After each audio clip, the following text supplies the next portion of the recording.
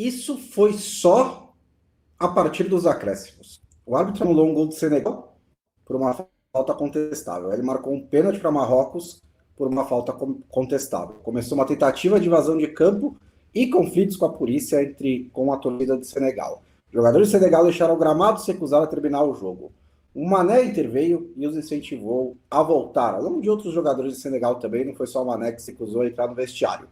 Aí o Brahim Dias tentou bater um pênalti com cavadinha e perdeu. A partida foi para a prorrogação, onde Gueye marcou um golaço, e vocês conhecem o Gueye, ele costuma fazer muitos gols.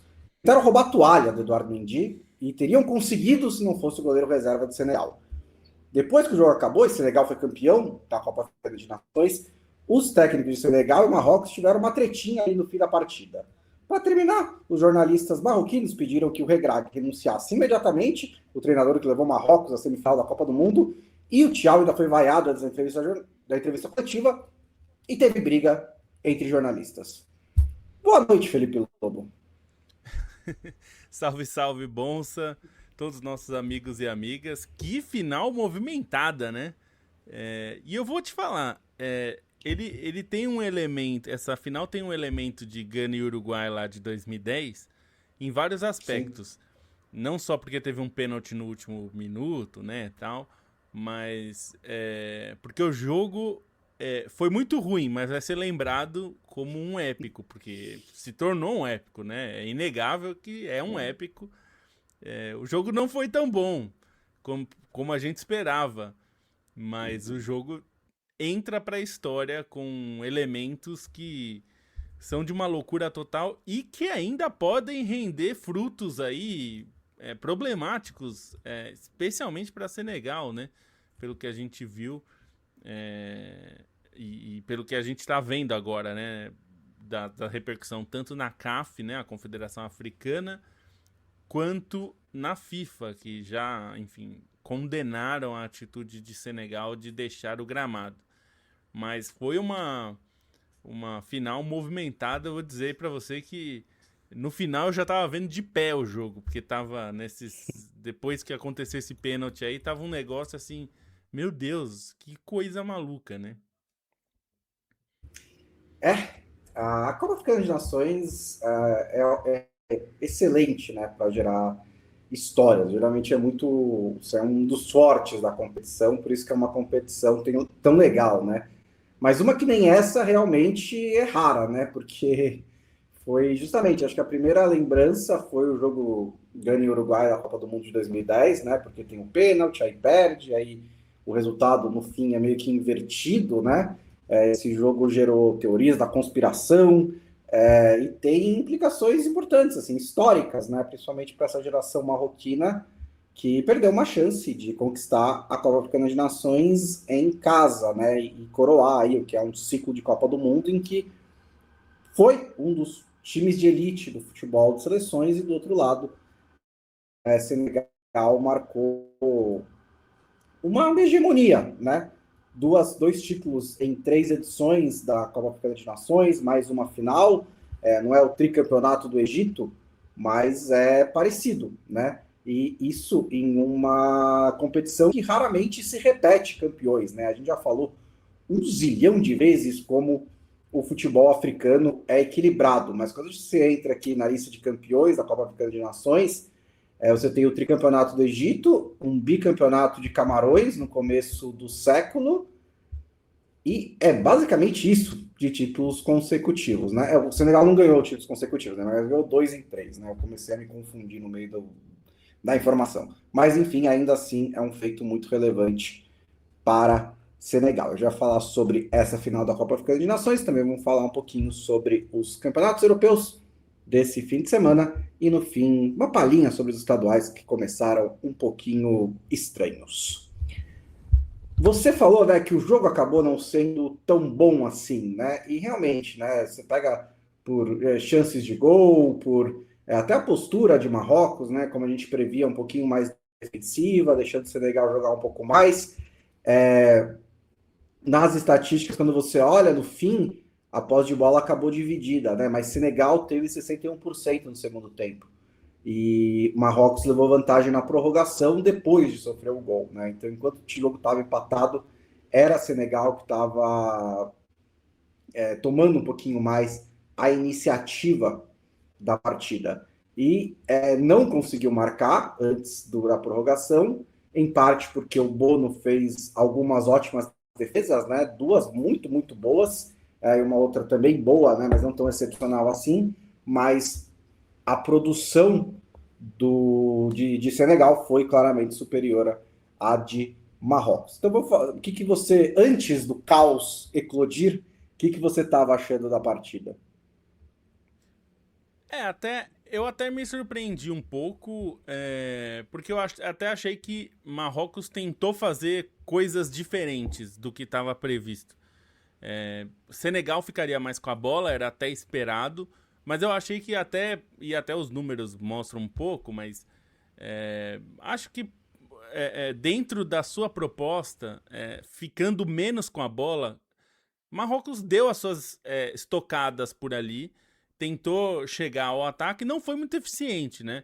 A gente já falava que Marrocos se destacava muito mais ao longo da campanha pela defesa do que pelo ataque, e foi assim também. Não é que o Mendy não foi super exigido na partida, como o Bono foi, né? Em alguns momentos chave. Marrocos tinha um problema para chegar à finalização perigosa mesmo, né? E acho que até as melhores finalizações foram mais depois de tomar o gol, já na prorrogação, quando tentou, e mesmo assim não foram finalizações da melhor qualidade, de chances super claras, né? A sensação foi sempre que Senegal esteve mais perto de até de matar o jogo com um segundo gol, né? Do que efetivamente do gol de Marrocos.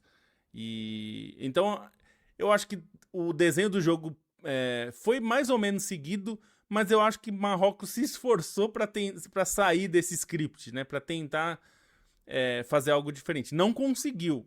Ao longo do jogo, não conseguiu. Eu acho que ao longo do jogo, Senegal foi melhor do que Marrocos no conjunto da obra, mas por muito pouco. Também não é que assim, nossa, foi. Embora as defesas do Bono tenham sido muito boas, não foi algo assim. Não seria nenhum absurdo o jogo ter ido para a prorrogação em um 0-0, como acabou acontecendo, né? Apesar dessa circunstância no final.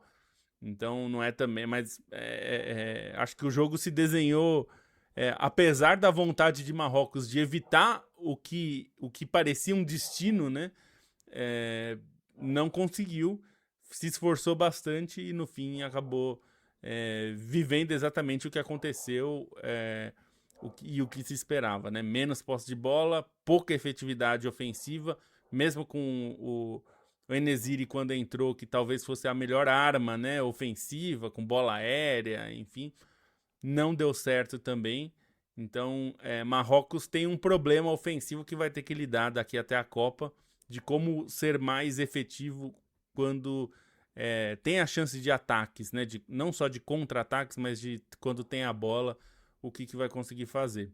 Então, acho que o script foi bastante próximo do que a gente esperava, mesmo com as tentativas de Marrocos de evitar. Na Copa mesmo, né? Era um time que era mais centrado na defesa. A gente elogiava bastante a dupla de zaga, né? Com o Aguerd e agora esqueci o nome do outro. Mas eram dois bons zagueiros, né? Que Marrocos tinha naquela Copa do Mundo. Daqui a pouco eu dou uma pesquisada. O Ziyech não tá mais no time, né? E ele era também uma válvula de escape importante ali pela ponta direita. Ele criava bastante coisa. Tem outros jogadores que estão surgindo. O Brahim Dias, o Ben Seguir, alguns jovens que estão entrando nesse time, mas acho que ainda não estão, né, talvez no nível que alguns outros jogadores de Senegal que também apareceram ao longo desse ciclo, como Ismail Assar, o Ndiaye, que nem é tão jovem, mas acho que ele deu um salto desde que ele foi para o Everton, e acho que no fim das contas, até tinha dito acho, no programa anterior, Senegal parece ter um elenco mais forte, né? Assim, entre do 0 ao 23, mais jogadores de qualidade do que Marrocos. Isso acabou se provando nessa final.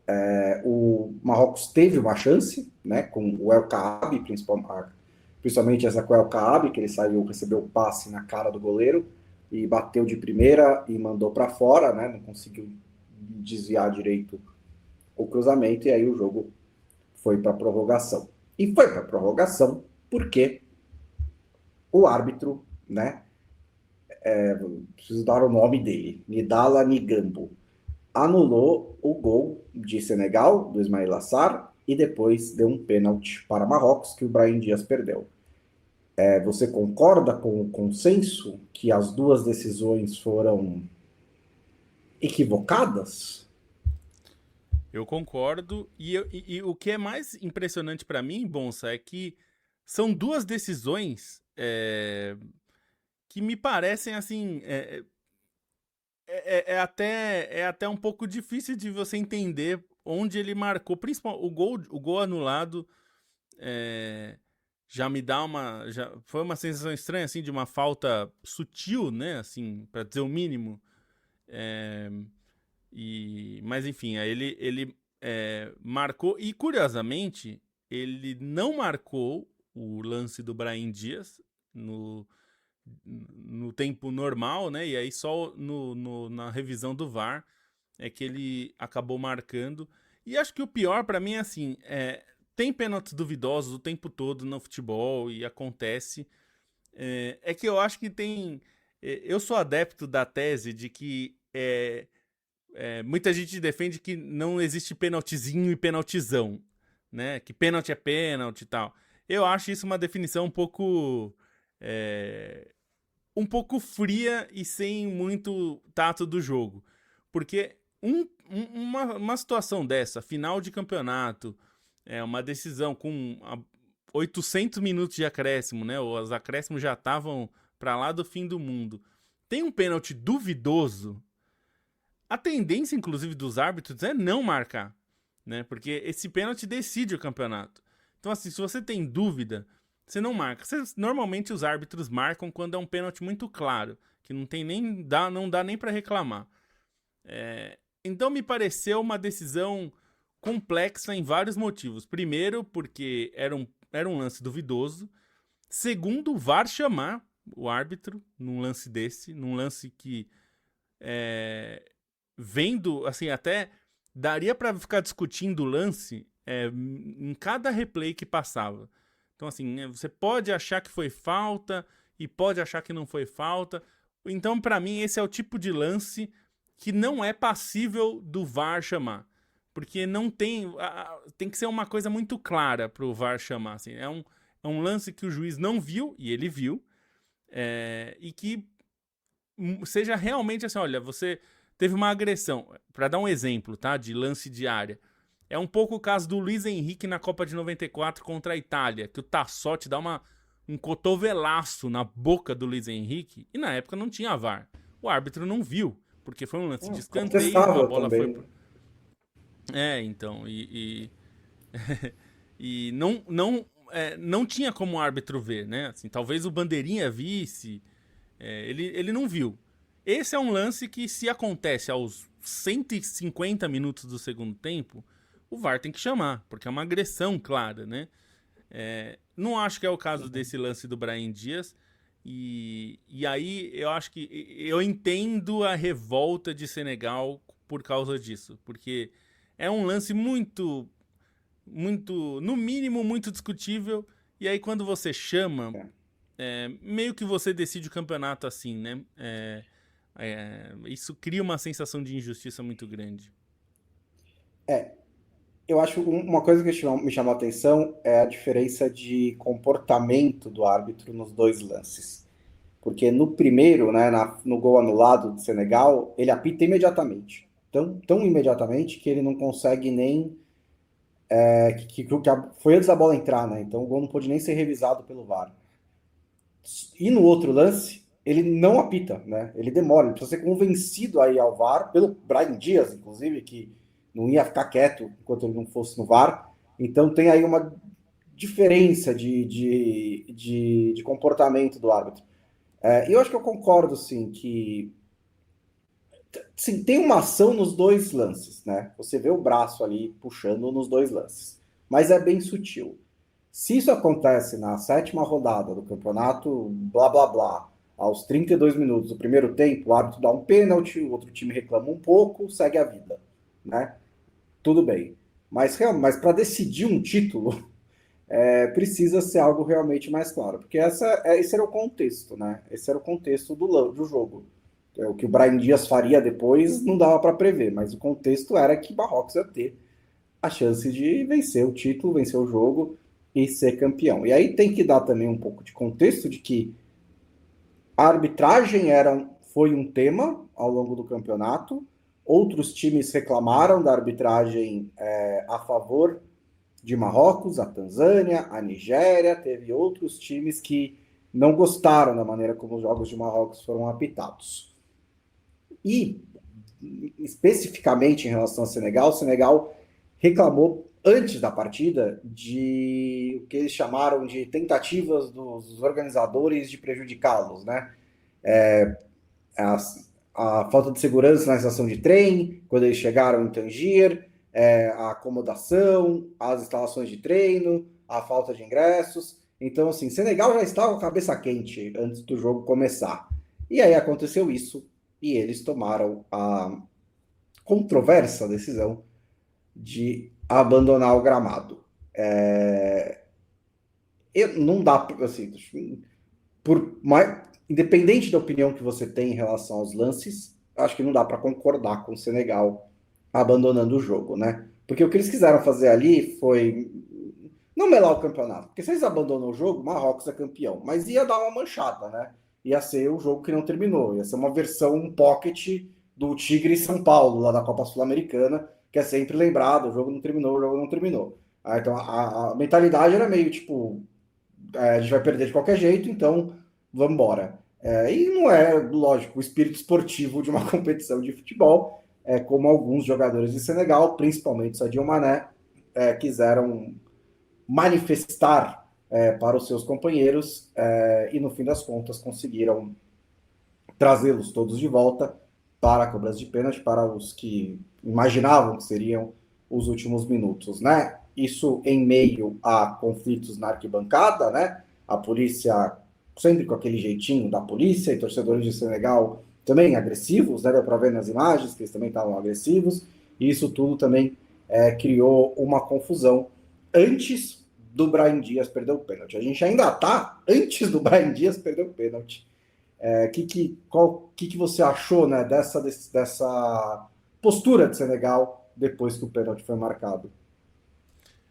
Eu acho que não dá pra defender o que eles quiseram fazer. Eu entendo, tá? Eu entendo. Se eu estivesse lá em campo, nessa situação, talvez eu ficasse com essa vontade de fazer isso, de sair de campo. E quando eu vi o técnico Papetial fazendo o gesto para o time sair, eu compreendo o sentimento. Porque é um sentimento de uma injustiça e tem todo esse contexto que você falou, né? Camarões reclamou demais também na arbitragem contra Marrocos, enfim, havia todo um contexto que os jogadores, os dirigentes e tal, estavam ouvindo e sentindo esse discurso de que fariam tudo para Marrocos ganhar. Então, com todo esse contexto e essa decisão e tudo mais, é completamente compreensível. Mas eu entendo também, do ponto de vista institucional, a CAF e a FIFA se posicionarem dizendo que é inaceitável o comportamento de deixar o gramado para sair. Eu acho que tem que ser ponderado em relação a punições. Não dá para ter uma punição de dar 7 jogos para a galera, enfim. Não, porque no fim, efetivamente, isso não aconteceu, né? O jogo continuou. Mas eu entendo haver um repreendimento a Senegal e, eventualmente, até algum tipo de punição, uma multa, enfim. Eu sou contra apenas uma punição que esbarre na esportiva, então, suspender jogadores, enfim, porque eu acho que Sim. isso pode criar um problema maior do que uma punição maior do que a infração, né? A infração foi, eles quiseram sair de campo, muitos jogadores saíram, não saíram todos, né? Porque tem uma parte da regra que se todos os jogadores tivessem saído de campo, poderia se caracterizar como abandono. Não foi o que aconteceu, o próprio Mané não saiu, né? E outros jogadores também acabaram ficando ali perto. Mas, enfim, eu entendo os posicionamentos institucionais e o sentimento. Então acho que a questão agora é ter um bom senso, tanto da FIFA quanto da CAF, para ter uma punição adequada dentro do que a gente considera razoável, né? Não a gente, porque a gente é... Dentro do que se considera razoável. É isso, não dá para punir como foi o Leonardo, punido com 7 jogos por dar uma cotovelada violenta, né? No Tabi Ramos, enfim, não pode ser algo assim. Tem que ser algo dentro do que aconteceu, né?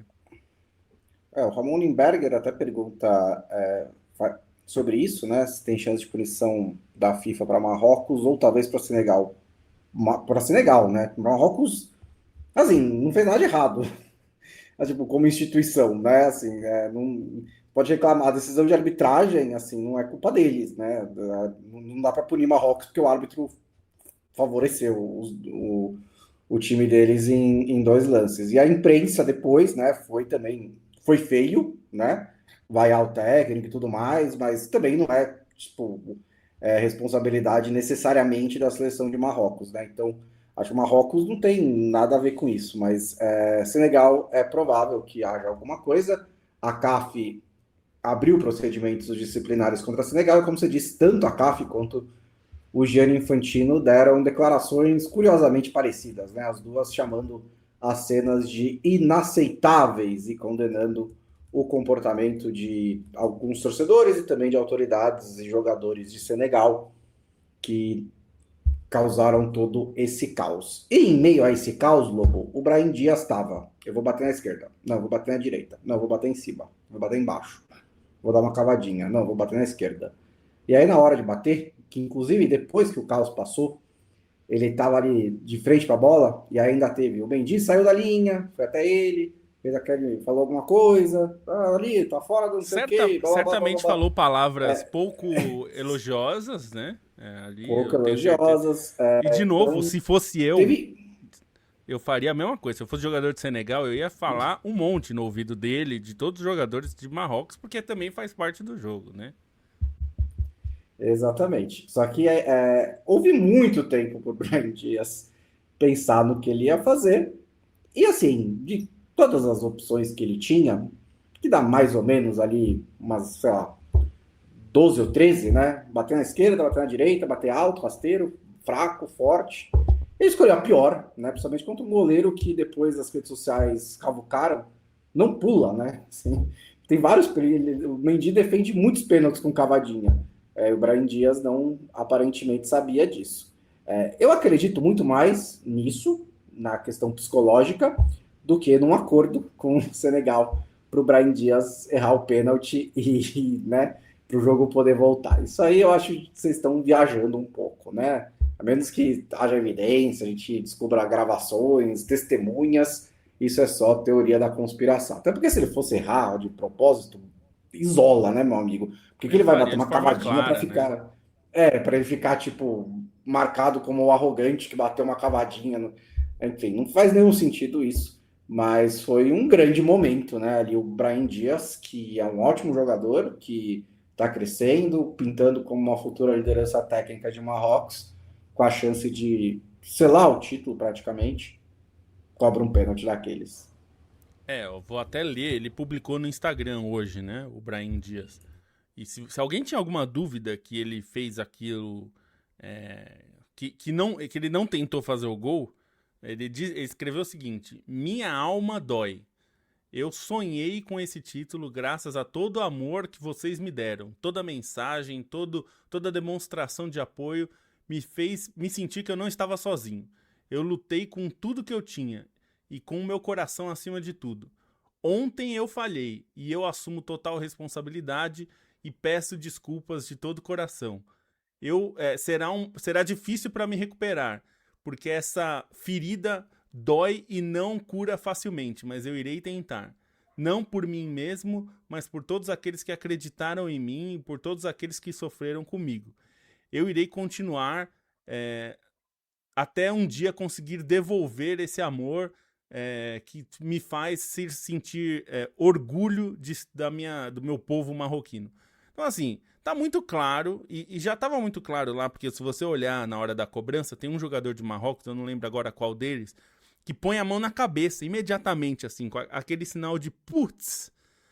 Não, assim, eu ouvi hoje assim, teorias que os jogadores de Senegal não comemoraram muito a perda do. Mas assim, eu vou trazer aqui um dado que é. Quando você tá com aquele nível de raiva que os caras estavam, e raiva, ali não é só uma revolta. Quando você tá com raiva, a primeira coisa que acontece, se acontece um negócio desse que você quer fazer, é você fazer o gol em seguida. Você não quer ficar comemorando. Comemorando é se estivesse ganhando de 1-0. Ali a raiva é o contrário, né? Assim, você quer. Agora eles vão pagar por isso. Então eu acho normal que não tenha uma celebração efusiva dos senegaleses, porque eles não ganharam o jogo com aquele. Né? Eles teriam que ganhar. Eles ganharam uma chance de se manter vivos na partida, mas não era comemoração de título, né? Então. Acho que é normal pelo sentimento, assim, você não tá efusivo naquele momento, você tá puto, a palavra é essa, não tem celebração no momento de que você tá assim, então é E normal, acho assim, que não dá cada pra, um. não tem evidências, né, Bonsa, que justifique, Nenhuma. A não, galera tá ele inventando. perdeu de propósito, nenhum sentido. É 100% invenção. O jeito como as pessoas reagem a situações é diferente. Você acha que você comemoraria, os jogadores de Senegal não comemoraram, então, conspiração. Né? Lógico que não tem nada a ver, né? O Barendia estava chorando também, né? Que é uma coisa Tava. assim, que você precisa de alguns meses na escola Wolf, não sei o que lá, de teatro para conseguir fazer da hora de uma hora para outra, né? Você consegue fingir choro desse jeito. Então, não acredito nem um pouco nisso, né? E o jogo foi E para tomou um prorrogação. pito, né? E ele tomou um pito. Eu não sei se você Sim, reparou, logo que merecido. acabou o jogo, o Regrag foi lá falar com ele e, tipo, deu uma gesticulada na frente dele, assim, que claramente ele tava falando, moleque, que diabo você tava fazendo, né? Porque é aquilo que a gente falou, se o Brahim Dias chuta uma bola como o Asamoah Gyan chutou em 2010, bateu forte, a bola explode na trave, ninguém ia estar falando de irresponsabilidade. Putz, é azar, nossa, que coisa, que história. O problema é o como. A cavadinha tem isso, né, Bonsa? Você pode se consagrar como um gênio, mas você pode se consagrar como um imbecil também. Porque ele não tem. A cavadinha não tem meio termo, né? Ela não tem assim uma cavadinha bem batida que o goleiro pegou. Não existe, né? Cavadinha, necessariamente, você tentou enganar o goleiro ou você tentou fazer o goleiro passar vergonha, ou você passa vergonha, né? Não tem assim. Nossa, o cara bateu super bem e o goleiro pegou, né? Não tem. O gol começa com uma roubada de bola do Mané. Depois o Senegal troca passes com bastante qualidade, né? Antes do Gueye soltar a perna esquerda da entrada da área. Mané também, eu não tinha notado, mas ali nos relatos da partida também, antes da prorrogação, foi conversar com a torcida para dar uma acalmada na galera. Teve uma participação importante em trazer os seus jogadores de volta. Marcou o gol da classificação na semifinal contra o Egito. Em outros confrontos contra o Egito, cobrou pênaltis decisivos. Acho que assim,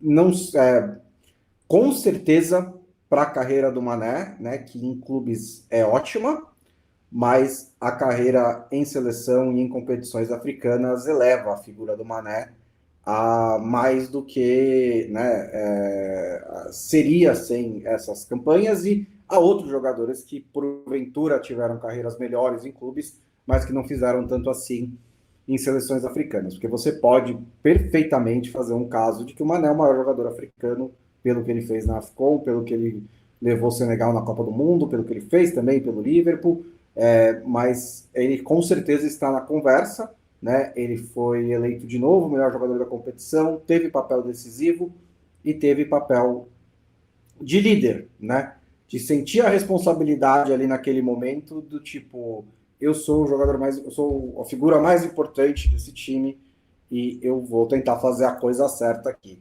E acho também relevante que os jogadores responderam a isso, né? Porque poderia achar isso e falar, ei, vem galera, e a galera não ir. Mas os jogadores responderam ao chamado do Mané e foram recompensados com destino aí, fazendo aquele pênalti depois do que aconteceu na prorrogação. E como você falou, ele participa do lance do gol, né? Com a roubada de bola, que foi importante. E pegou justamente um dos pontos fracos de Marrocos, né? Que é justamente o lado direito quando o time pega em contra-ataque. Não aconteceu tanto, né? De Marrocos ser pego num contra-ataque. Justamente porque Marrocos defendeu com um bloco bem baixo a maior parte do tempo. Mas justamente numa situação dessa, o Hakimi estava já projetado lá na frente, como é a característica dele, e aí a bola foi jogada justamente nas costas dele, como você falou, por um jogador que nem é um artilheiro, né? Muito pelo contrário, é um jogador mais de meio campo, um meio campo mais até defensivo, e ele apareceu muito bem ali, inclusive nessa Copa Africana ele foi bastante artilheiro, muito mais do que normalmente ele é na carreira, né? Chegou Ele a fez fazer 2 gols contra o Sudão e fez esse, né? Então, as estatísticas ali mostram 3 gols em 6 jogos. Aí fala, mas Então, fez 2 em parece 1 e fez incrível, né? esse na final. E ele tinha 5 gols ele tem ainda, né? Em 115 jogos pelo Olympique de Marselha, né? Então é um gol aí a cada 6 meses. E 7 em 57 jogos pelo Villarreal, que é o time que ele defende agora. Então, realmente, assim, não é um grande artilheiro, mas acertou um baita de um chute. Foi um chutaço e é isso. Ele teve a sensação depois do gol, né? Foi que Marrocos tinha que vencer o seu maior problema, que é saber como causar problemas ao goleiro adversário, né? Marrocos não conseguiu fazer isso. De novo, eu fiquei com a sensação de que Senegal poderia ter feito 2-0 mais facilmente do que tomado o gol de empate. E acho que também, mesmo que os jogadores até aparentemente tenham se recuperado psicologicamente, né? Como até no nosso grupo de apoiadores falaram, poucas coisas são mais motivadoras dentro de um jogo de futebol que a raiva, né? Às vezes ela pode te fazer te motivar das coisas de uma maneira errada, né? De você exagerar, fazer uma falta estúpida ou cometer um ato de indisciplina. Mas é inegável que é um grandíssimo motivador, né? E os jogadores de Senegal pareceram muito motivados a fazer acontecer dali o título, principalmente depois de fazer o gol logo no começo da prorrogação, né? Com 4 minutos. Então conseguiram manter esse resultado. E aí acho que vai ficar um pouco esse período, né? Esse período de 19 para cá, com uma certa hegemonia de Senegal, né? Assim, mesmo que tenham sido só 2 títulos, mas são muitas finais, né? E é um time que tá sempre ali na boca de conquistar. Então a gente vai lembrar certamente desse período como o Senegal de Mané e que ganhou 2 títulos e que poderia até ter ganhado mais títulos, né? Talvez pegando justamente o adversário que ele venceu na semifinal, né? É tudo que Egito não conseguiu fazer, né? Com um dos times, talvez o melhor time desde aquele time do começo dos anos 2000, quando era muito forte e com talentos de excelente nível, e não conseguiu fazer. E a gente já viu isso acontecer em várias gerações de times africanos, né? De times excelentes, que nem sempre conseguem se sobrepor em casa, né? Porque é uma batalha muito dura. E a gente viu a Costa do Marfim sofrendo quantos anos, né? Para conseguir o título, para o Drogba conseguir ganhar o título dele, foi um sofrimento. Foram vários anos caindo ali nos momentos decisivos. Então, eu acho que é uma conquista de um tamanho muito grande. E lembrando que a CAN, embora ela seja bianual, né, assim, a cada 2 anos, isso vai mudar, né, em breve a partir de 2028, vai ser a cada 4 anos. Eles vão mudar, mas o período vai continuar sendo esse, né? Normalmente é janeiro, esse ano foi dezembro e janeiro. Mas a ideia é continuar e diminuir um pouco a frequência, né? Para não ser a cada 2 anos. Estava sendo sempre nos anos ímpares, mas teve alguns problemas, né? Por causa de a gente viveu pandemia e tudo, então atrasou. A edição de 23 acabou sendo em 24. Essa edição de 25 foi no final de 25, começo de 26. Tá previsto uma edição de 27. Então vamos ver como vai ser, mas a previsão é que passe a ser quadrienal. então vai ser bem mais difícil para conquistar, né? Tem mais uma edição perto, então talvez para o Salah ou até para o Mané, se eles ainda jogarem, podem ter Mané uma já era. chance, né? Mané não joga mais. Mané não joga mais. Ele já É, já deixou falou bem que. claro que Bom, foi tá a certo última. Tá ele, bom né? já, Não né? precisa. Deixa um Tá pouquinho para os bom, outros. tá bom, tá bom. Charles Marques de Souza, dizendo que só a gente vai explicar o que foi essa final. Espero que tenha ficado bem explicado. O Thiago Frank Marques disse que ontem viu um dos maiores jogos de futebol da vida dele. O que é verdade, porque teve 20 minutos de prorrogação no segundo tempo, né? E depois mais a prorrogação, então foi com certeza um dos maiores jogos que você viu. O MRPD Silva mandando um salve, salve, boa noite e boa semana para vocês. Também, o Nico Rodrigues mandando um dali. O David Reis disse que, pô, tiveram várias chances nos 90 minutos, o Bono salvou várias. Ele salvou três, né? Três é várias, mas também não foi um bombardeio contra o ótimo goleiro de Marrocos. A CAN é o brasileirão das Copas Continentais, eu não sei o que você quer dizer. Cecília Madeira mandando uma boa noite. O Diego, saudações corintianas. Grande abraço do Matheus Vieira. João Pedro FF7 também mandando boa noite. Todo mundo muito educado nessa noite de segunda-feira. Matheus Vieira falando, fazendo lembrança aqui, né, de Soares em 2010. Emerson Pérez também mandando um grande abraço. Matheus Cremonese, um salve, salve. E o Espreme Laranja, nosso amigo e ex-colega, mandando também um efusivo abraço aos confrades de sempre. Grande Felipe Santos Souza, o maior conhecedor do futebol neerlandês deste país. Inclusive, ele fala holandês, aprendeu a falar holandês pela paixão pelo futebol holandês. Faz o Espreme a Laranja, que é o veículo que explica melhor o futebol holandês. Quem sabe a gente vai chamar o Felipe para fazer uma participação aqui durante a Copa, né? Vamos ver. Para explicar o que diabos está acontecendo com a Ajax, né? Que levou 6-0 da Alkmaar outro dia e está aí numa crise existencial tremenda nessa temporada. Então vamos passar aí para os campeonatos europeus, né?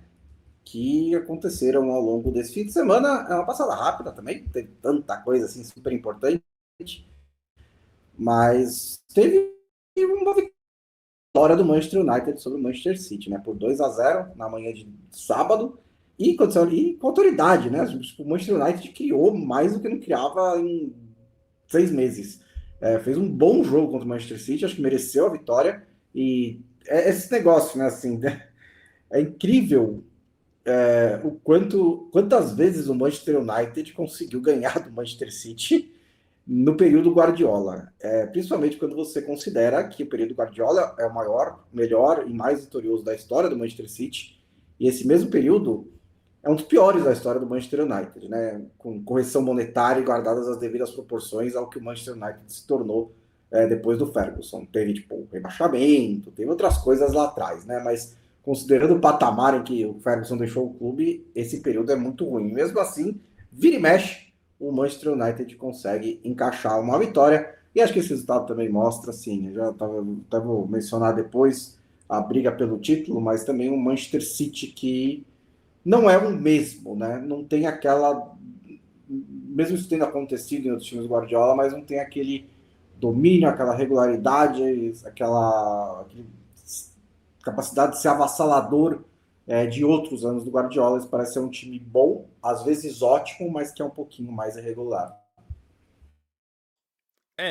Realmente é incrível esse feito do Manchester United. Muitas vezes, inclusive, na casa do Manchester City. Dessa vez foi em Old Trafford. Mas muitas vezes o Manchester United conseguiu vitórias surpreendentes na casa do City. Desta vez não foi por acaso, né? O jogo em si, o Manchester United foi melhor, mesmo tendo menos posse de bola e tudo, foi um time melhor. E é curioso também porque parece que o Carrick fez o que todo mundo queria que fosse feito antes, né? E que o Rubem Amorim pareceu não querer fazer. Claro que tem um pouco da questão dos jogadores também já estavam um pouco de saco cheio de tudo isso que acontecia com o Amorim. Mas ele fez um arroz com feijão, né? Assim, fez o que se esperava há um tempo já ser feito, de deixar o Bruno Fernandes um pouco mais solto como meia ofensivo, você criar ali uma linha de 4 na defesa. Não foi nada muito fora da casinha, mas equilibrou mais o time, né? Deixou o time muito menos exposto do que estava e acabou sendo bem perigoso. A gente falou no começo da temporada, né, bom, você escreveu um texto na newsletter sobre dos camisas 9, né, dos centroavantes, e citou o Mbeumo, que nem sempre é centroavante, mas diante de todo esse cenário, o Mbeumo foi o centroavante do time nesse jogo e fez um bom papel, né? Fez um bom papel não só ajudando ali na criação de jogadas, mas fazendo o papel de atacante, de finalizador, fez o gol. Então, não acho que ainda é uma mudança de patamar do Manchester United, isso a gente não dá para saber ainda, mas pelo menos mostrou que dava para fazer melhor do que vinha fazendo, né? Isso já tá bem claro. O Manchester United entrou com o Diogo Dalot, Harry Maguire, Lisandro Martinez e Luke Shaw na defesa. E eu tinha visto um tweet, agora não estou conseguindo lembrar, mas que é a mesma linha defensiva que o United tinha, tipo, 800 milhões de euros atrás em reforços, e continua sendo esses jogadores que estão sendo, tipo, escolhidos para jogar na defesa, né? Assim, em parte porque ninguém compra Maguire, aí machuca, volta, enfim, todas essas coisas, mas essa foi a defesa do Manchester United. Uma derrota só do United contra o City nos últimos 6 clássicos, né? Antes disso tem uma do City, com o Solskjaer, que quase voltou. O Manchester United conseguiu encaixar algumas belas vitórias contra o City. Isso é interessante, conseguir essas boas vitórias, né? Pelo menos ajuda um pouco no moral do torcedor. O Manchester United subiu ao 5º lugar com essa vitória e foi o único dos 5 primeiros que ganhou um jogo nesse fim de semana. A gente está naquela fase, ninguém quer ser campeão, porque o Arsenal tropeçou, ficou no empate por 0-0 com o Nottingham Forest. O Manchester City perdeu, né, do Manchester United. O Aston Villa foi surpreendido em casa pelo Everton, uma ótima partida do Pickford, e o Liverpool não ganhou de novo de um promovido em casa. Você sabia? Primeira vez que um campeão não ganha dos 3 promovidos jogando em casa nas 3 partidas, né? O Liverpool conseguiu empatar, acho que se não me engano, empatou todas elas, né? Contra a Sunderland, contra a Leeds e contra a Burnley, e ficou dessa vez no empate por 1-1 com o Burnley. Então, o Arsenal continua líder tranquilamente com 50 pontos, a 7 de distância do City e do Aston Villa, os dois com 43, e aí tem mais um pulo de 7 pontos para o Liverpool em 4º lugar. Com o Manchester United, Chelsea, e aí, tipo, entre o Liverpool e o Brighton em 12º lugar, são 6 pontos só de distância. Então, abaixo do 3º lugar, né, do 4º para baixo, tá tudo muito embolado na Inglaterra, que ainda tem aí mais 16 rodadas pela frente. Em La Liga, o Real Madrid venceu o Levante, então parabéns para o Real Madrid. É a primeira vitória do Álvaro Arbeloa no comando dos merengues, mas o time saiu vaiado do Bernabéu, principalmente o Vinícius Júnior.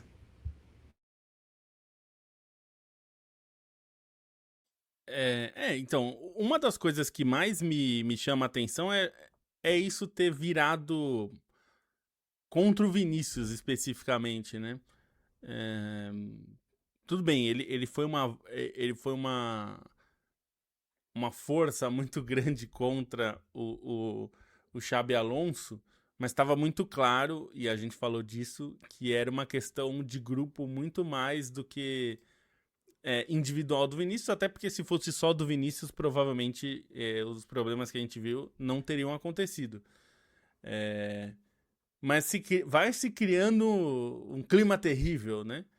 Pro Vinícius, considerando que ele tem 1 ano e meio de contrato, vai entrar naquele período que o time precisa avaliar se vale a pena mantê-lo e arriscar ele perder. Então, eu imagino que o Real Madrid, se não achar uma forma de renovar o contrato, se eles não chegarem a um acordo até o final da temporada, imagino que o Vinícius Júnior vai ser colocado no mercado, ou pelo menos eles vão ouvir propostas com mais carinho em relação a vender o Vinícius Júnior, porque eles não podem correr esse risco de acontecer como aconteceu com o próprio Mbappé quando foi para o Real Madrid, né? Mas deixa... Mbappé, Alaba, Rudiger, É, Arnold. Espero que o Vinícius Júnior recuse a proposta para eles verem como é legal ter jogador de graça. pois é. Então, essa é uma questão agora pro Real Madrid. Até porque, assim, vira um problema, porque se os outros times sabem dessa situação, né, e todo mundo sabe, ele não vale 100 milhões de euros, né? Não dá pra você pagar tudo isso pra um jogador com 1 ano de contrato só com o clube. Então, Sabe quem fez isso? O Real Madrid. Pagou pois 100 é. milhões no Hazard com 1 ano de contrato, faltando com o Chelsea, e deu super certo, inclusive. Foi uma das Deu muito melhores certo. contratações. Até hoje É, lembrado, uma das grandes lendas do Real Madrid é o Eden Hazard, o Hazard. com a sua... A situação, a relação do Vinícius Júnior com o Real Madrid, e principalmente, né, com o futebol europeu, com o campeonato espanhol, é muito estranha, considerando o jogador que ele é. Né? E assim, parte a gente já discutiu 1 zilhão de vezes, né? Assim, uh, alguns torcedores deixam bem claro qual que é o problema que eles têm com o Vinícius Júnior, né? Quando soltam insultos racistas, que assim, até virou banal a essa altura, né? Um ou outro tem quase todas as vezes que o Vinícius Júnior sai de casa para jogar futebol.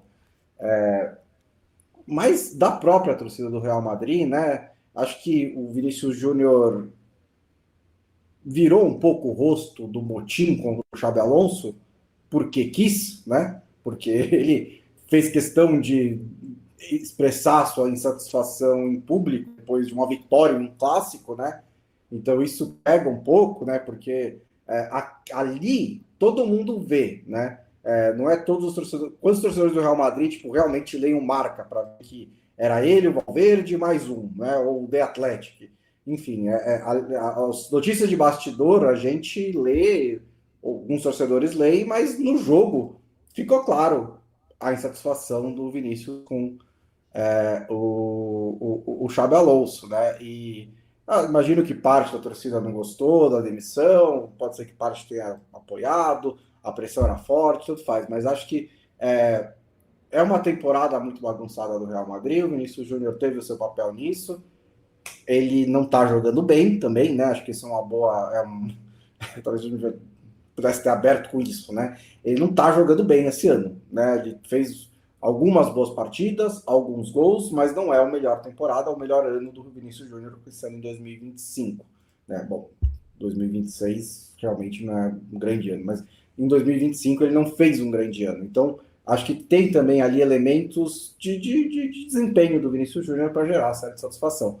Mas pelo que ele já fez no Real Madrid, dá para ele ter um status e uma proteção, né, do clube e da torcida muito maior do que ele realmente tem. E aí, realmente, a 1 ano e meio do fim do contrato, começa a se desenhar um cenário em que você projeta mais provável ele sair do Real Madrid, e até diria, se ele me pedir um conselho, não sei se ele tem meu WhatsApp, mas eu falaria, eu acho que é bom para você, né? Você tá no maior clube do mundo, mas a galera não parece gostar muito de você, né?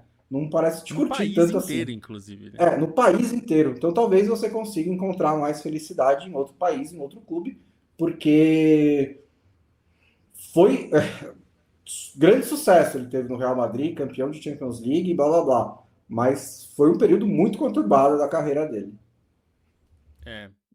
Eu concordo. E eu acho que vai ser interessante de ver quem é que vai surgir como interessado e ver até onde os times conseguem ir, porque ele tem espaço em muito time, né, Bonsa? Se a gente pensar em times que poderiam se interessar pelo Vinícius Júnior, são poucos que não se interessariam, né? São poucos que podem pagar por ele, né? E não só, eu não digo nem só a taxa de City transferência. PSG, eu vou dizer para Assim, você, é que eu diria são os que, dois, assim, se porque dependendo da taxa de transferência, eu acho que até a taxa de transferência nem vai ser o maior problema. O maior problema do Vinícius é o salário, né?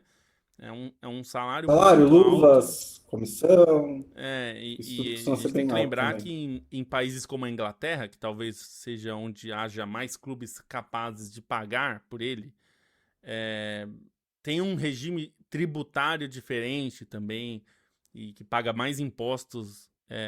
Enfim, então pode ser. Tem esse aspecto, né? Quando a gente fala, por exemplo, da Turquia, muitos jogadores se interessam de ir para a Turquia, não só porque a Turquia é uma liga interessante, atraente, mas porque tem um regime tributário específico que é mais atraente também. Os clubes pagam menos impostos, portanto, eles conseguem oferecer salários melhores. A Itália chegou a fazer isso durante um tempo, mas isso já acabou. Existia uma cláusula de você contratar. Na verdade, não valia só para futebol, né? Era um regime para atrair cérebros, né? Então, para você buscar pesquisadores, grandes profissionais do mundo, engenheiros, enfim, qualquer profissional de grande gabarito, ele tinha um desconto no imposto durante 2 ou 3 anos. E se ele ficasse no país, ele estenderia esse desconto. Enfim, o futebol adotou durante um tempo, mas isso foi tirado. Então, esse é um aspecto também, porque, de fato, se você pensar times que não têm limites, é só PSG e Manchester City. Mas eu acho que dependendo do quanto o Vinícius for maleável também em relação a, por exemplo, não exigir só salário, exigir aceitar que tenha prêmio por conquista, por gols, por assistências, enfim, isso pode tornar viável para mais times, né? Assim, eu não digo nem o Chelsea, porque o Chelsea tem 800 pontas, né?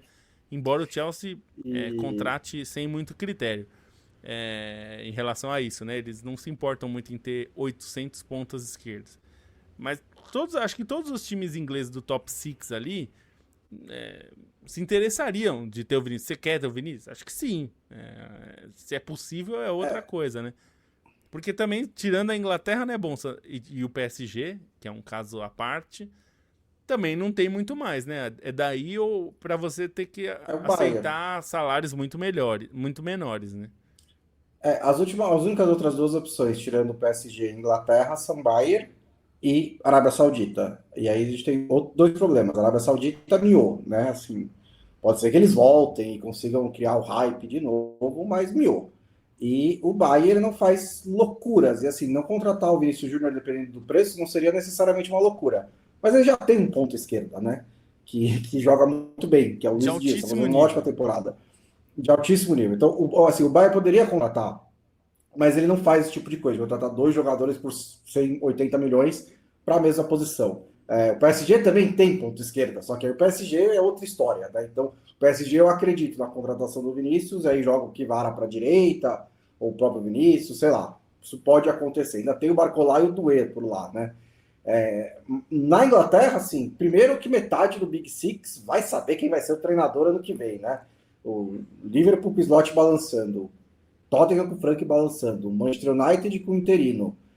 Então, tem O o. Manchester City Agora eu pode esqueci. ver pode O sair Manchester o City pode Guardiola. mudar de técnico também. Pode sair o Guardiola, né? Acho que o único realmente, assim, é o Arteta, né? Eu tava tentando lembrar quem é o técnico do Chelsea.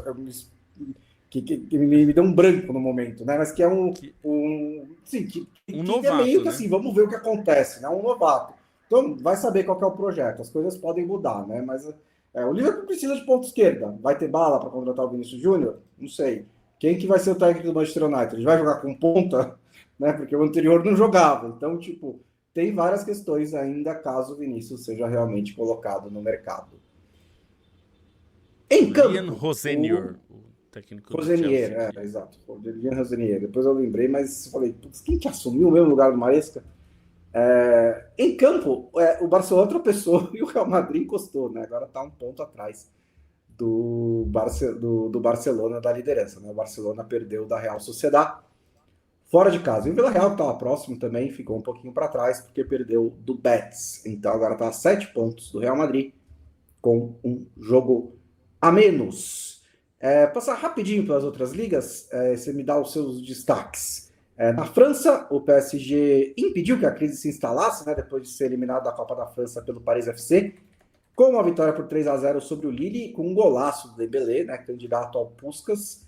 E, curiosamente, o Luiz Henrique disse depois da partida que o Lille não merecia ter perdido de tanto.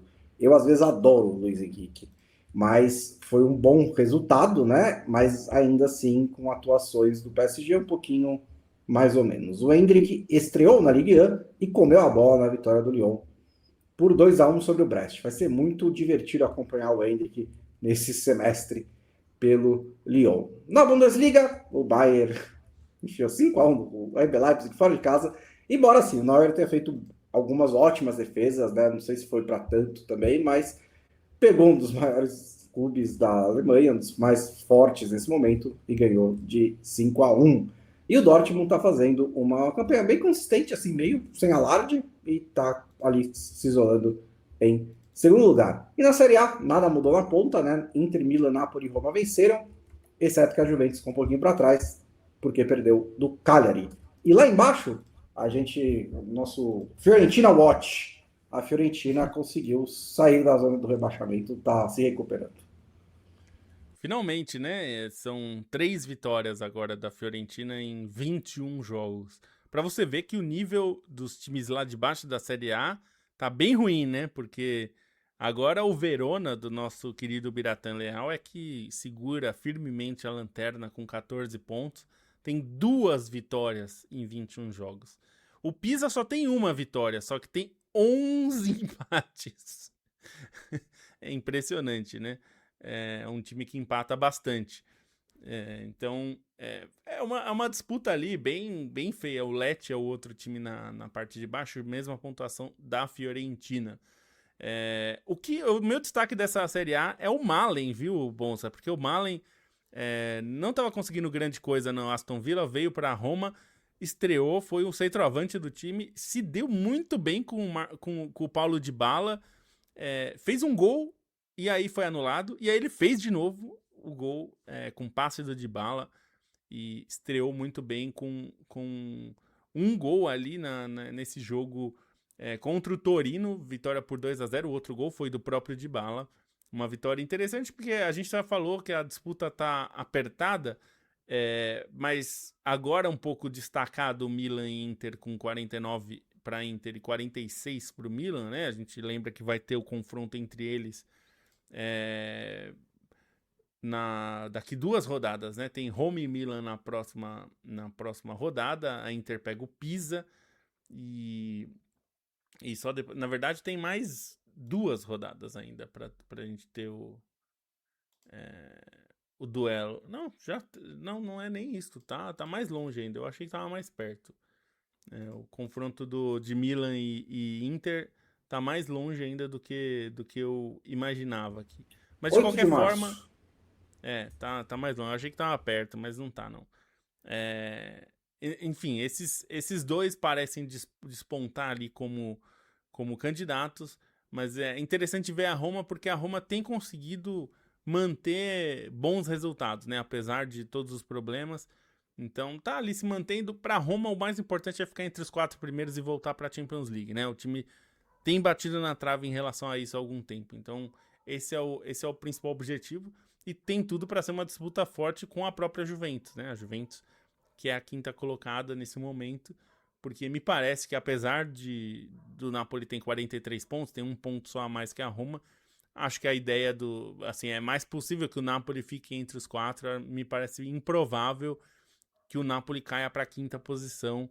É um time que tem os problemas para brigar pelo título, mas não me parece que vai ser o caso de cair mais ainda, né? Então acho que essa disputa tende a ficar entre Roma e Juventus mesmo.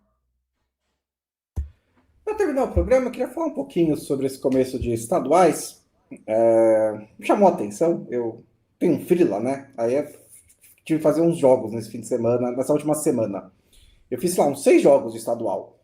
Eu não peguei um time completo. Não teve um time que eu peguei, os caras estavam jogando com os jogadores mesmo, que é tipo, os caras que jogaram, né, o fim do Campeonato Brasileiro. Tá todo mundo usando garoto, reserva.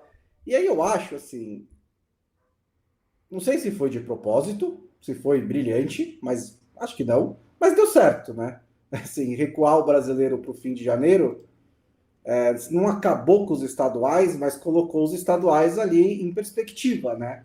Que é uma coisa que a gente sempre falava. Quando tipo, você tem só isso para disputar, é lógico que ganha uma importância maior.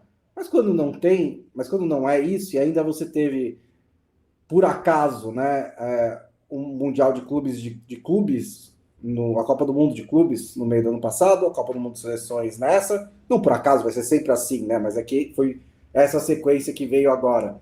E aí, final do Intercontinental em 17 de dezembro, final da Copa do Brasil no 21, 22 de dezembro. Teve time que teve tipo 2 semanas de férias, uma semana de férias. O Flamengo se já apresentou na semana passada. É exatamente assim que tem que tratar os estaduais. Não tem o que fazer. De novo, tem 365 dias e os clubes têm que priorizar as competições, né? O que eu acho curioso e que eu estou interessado é realmente em como que o Flamengo vai lidar com essa situação. Porque, primeiro, não tinha um plano B, aparentemente, né? Quando eles pensaram, vamos colocar o time sub-20. Aí ninguém falou, mas e se eles perderem os 3 primeiros jogos? Não houve essa contingência, né? Não foi considerado isso, porque eles estão fazendo os planos agora em cima da hora, porque só tem um ponto em 3 rodadas, né? Então pode ser que eles caiam para quadrangular do rebaixamento, e aí tem 2 jogos a mais do que se chegassem à final do Carioca, sem falar que, né, o Flamengo no quadrangular do rebaixamento do Carioca é meio que uma grande história, né? Os torcedores vão zoar, blá, blá, blá, blá, blá, blá. Então parece que vão entrar alguns jogadores adultos nesse clássico contra o Vasco. Mas eu fico em dúvida se o Flamengo não deveria falar, não, é sub-20 e a gente não vai cair, cai um time, né? Assim, não vai ser o Flamengo que vai cair. E a gente vai com sub-20 até o fim do quadrangular do rebaixamento, porque esse é o nosso planejamento. O que você acha disso, Lobo, de como a mudança do Brasileirão está influenciando na importância dos estaduais, sobre essa situação do Flamengo e de tantos times que estão começando a temporada usando o sub-20 e times reservas? É curioso, mas me parece que é uma consequência natural, né? Do que você falou, da recuo, né? O brasileiro, na verdade, começar mais cedo. A tendência é que isso aconteça, de ter jogos com times reservas ou com time sub-20 e tudo mais. Tem esse risco. Aqui em São Paulo tem esse risco também, né? De times como o São Paulo e o Santos, que começaram com problemas e tudo mais, também correm esse risco. É um número muito pequeno de jogos, né? Não dá. Você, com qualquer tropeço, você já fica ameaçado. Esse caso do Flamengo é muito curioso, porque é o time mais poderoso do Brasil e tudo, mas acho que é natural que aconteça isso, porque se normalmente, né, Bonsa, a gente já falava há anos já que é muito comum que os times que se preparam só para o estadual, né, que esses times como Volta Redonda, como times que jogam pensando no estadual, fazem uma preparação física para que o time esteja bem nesse momento, né? Nesse início de campeonato, porque esse é o período do ano mais importante para eles, né? Então muitos desses times entram, se reúnem já em dezembro, já fazem uma pré-temporada maior e tudo mais, então eles chegam mais prontos e aí pegam um time sub-20, né? E acabam conseguindo esses resultados. Então não acho nada surpreendente que isso aconteça. Acho que a questão é como é o que você falou, como é que o Flamengo e outros times vão lidar, como é que que o São Paulo ainda tá jogando com um time já principal, né? Não colocou jogadores reservas. Até o primeiro jogo teve alguns reservas, mas mesmo assim o time pareceu já mais inteiro do que outros times. Mas como é que os times vão lidar com essa situação? Porque daqui a pouco, se essa situação eventualmente acontecer para algum dos times em São Paulo ou para o Flamengo, a gente vai estar falando de um time que vai estar jogando o Campeonato Brasileiro, né? E que não fica uma situação complexa para lidar, né?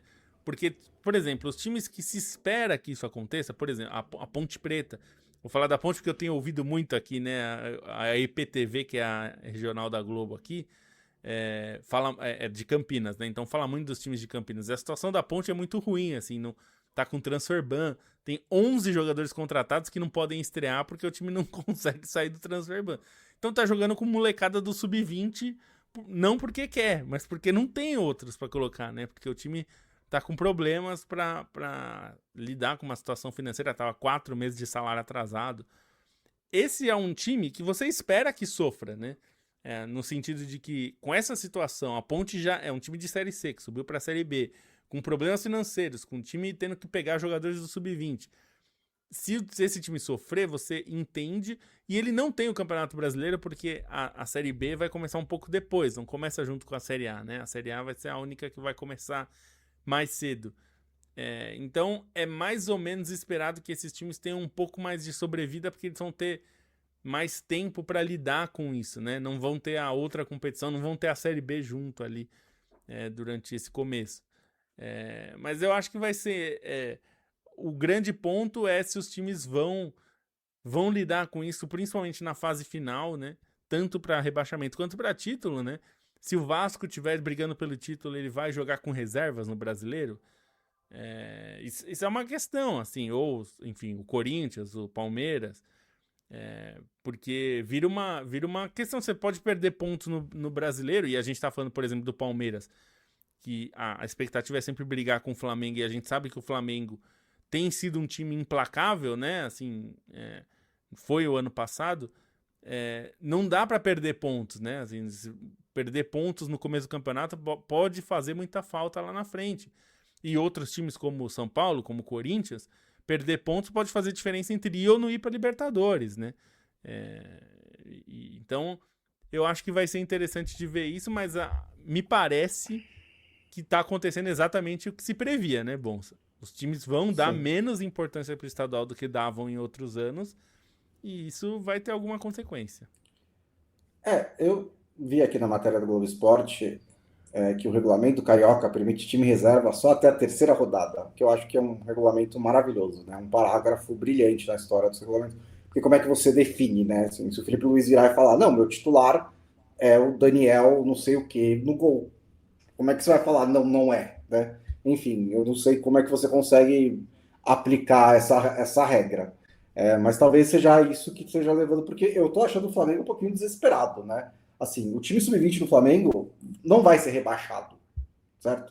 Eu acho muito pouco provável que isso aconteça. É até mais difícil ser rebaixado no Carioca do que no Paulista. No Paulista caiu os últimos 2 da fase da Liga lá. No Carioca só cai o último do quadrangular, né? Então está com os outros 3 piores times do campeonato. Vai ter 6 jogos contra eles. E aí, realmente, se conseguir ser o último colocado, meus parabéns, né?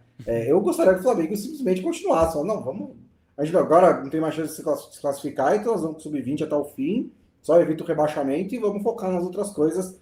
Eu acho que deveria ser essa postura. Não parece que vai ser. Tem também pressão política, tem um monte de outras coisas, né? Tem 2 clássicos pela frente, então também difícil. Eu entendo tudo isso. Mas eu acho que com o passar do tempo, com esse formato de calendário, as coisas vão ficando mais claras, né? Eu acho que realmente o estadual levava vantagem pelo seu momento no calendário, em que você passou. Os torcedores passaram um mês sem ver o time, então tinha novidades, novos reforços, fazia tempo que eu não vejo meu time jogar, blá blá blá blá blá. E agora, no fim do mês, daqui a 10 dias, começa o Campeonato Brasileiro já. Então você pode matar a sua saudade nesses jogos. E não vai dar para escapar da importância, né? Acho que na hora que começa mesmo, o brasileiro não tem muito como priorizar o estadual, né? Acho que vai ser difícil isso acontecer para os times maiores, assim, mesmo principalmente eu até entendo um outro caso específico, mas via de regra, Cruzeiro, Atlético, São Paulo, Palmeiras, Inter, Grêmio, Flamengo, acho que não vão priorizar, né? Assim, vai ter que ser uma situação muito... O Botafogo já não jogava o estadual, basicamente, né? Jogava forçado, então não vai ser agora que vai priorizar, né? Então, me parece que assim, se o Vasco tiver uma chance de ser campeão, talvez, mas me parece também meio arriscado, né? Enfim, eu acho que talvez... E essas regras de time titular, em São Paulo eles faziam uma regra que era mais esperta e mais cruel, que era limitar o número de inscritos, né? Você só podia inscrever 25 jogadores, então não dá para inscrever o sub-20, né? Esse ano nem tá sendo assim.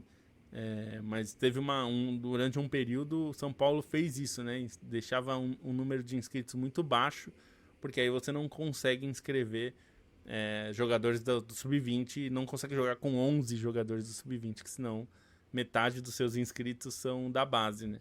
Então é algo que a gente vai ter que ver. E a gente sabe, até na semana passada a gente fez uma matéria lá no Sport Insider, o Capello buscou vários dados. E assim, São Paulo é o único que tem um valor monstruoso de estadual ainda, né? Os times recebem, no caso de São Paulo, 35 milhões esse ano, porque diminuiu o número de jogos. E aí você vai ver os outros times, o Flamengo recebe 10 do Carioca. Tem premiação, então pode ganhar até 20 e tantos milhões, 27, se ganhar o campeonato, mas a diferença é muito grande já de saída, né? O Campeonato Paranaense paga 400 mil para Atlético e Curitiba. 400 mil para o campeonato inteiro.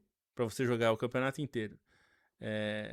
O Vitória e Bahia é cerca de 1 milhão para jogar o campeonato. A gente está falando de 35 contra 1. Então, assim, é muito natural que a maior parte dos times, o Inter e Grêmio, recebem 10 milhões. Então, enfim, tem uma diferença grande. É natural que os times priorizem o Campeonato Brasileiro, não só porque o Campeonato Brasileiro é mais importante, mas porque, exceto os paulistas, todos os outros veem que é uma questão financeira também, né? O estadual não vale tanto dinheiro assim, não vale muito para você se esforçar por ele. Então, acho que é natural, e a gente sabe que essa mudança tem um caráter político, né, Bonsa? O Schaud, além da questão de todo mundo pedir isso, mas é bom lembrar que o Samir Schaud vence uma disputa nos bastidores, antes da eleição, inclusive, contra o Reinaldo Carneiro Bastos, presidente da Federação Paulista, que se declarou candidato, e então ele esse movimento enfraquece o Campeonato Estadual de São Paulo, que é o único com força ainda, né? Todos os demais já estão bem fadigados, né? Exatamente. Então vamos nessa. Nós voltamos na sexta-feira, depois de mais uma rodada de campeonatos estaduais e com Champions League. A Champions League está de volta essa semana, a Liga Europa está de volta essa semana, a Conference League está de volta essa semana, as competições europeias também nesse começo de janeiro. A gente se vê na sexta-feira, ao vivo, às 2 da tarde, no YouTube do Meio Campo e depois no seu tocador de podcasts favoritos. Inclusive, considere se tornar membro do canal do Meio Campo no YouTube para apoiar aqui a nossa empreitada, apoiar o jornalismo independente. Precisamos muito da ajuda de vocês. Não puder contribuir financeiramente, conta para seus amigos, compartilha, e se você gostar do conteúdo, para espalhar a palavra. Nós também temos uma newsletter que é enviada 2 vezes por semana, terça-feira fechada para assinantes, e além de ser o assinante lá no Substack, você também pode receber a newsletter a partir do plano centenário do nosso canal de membros no YouTube. E na sexta-feira é aberta para todo mundo. Obrigado e até a próxima.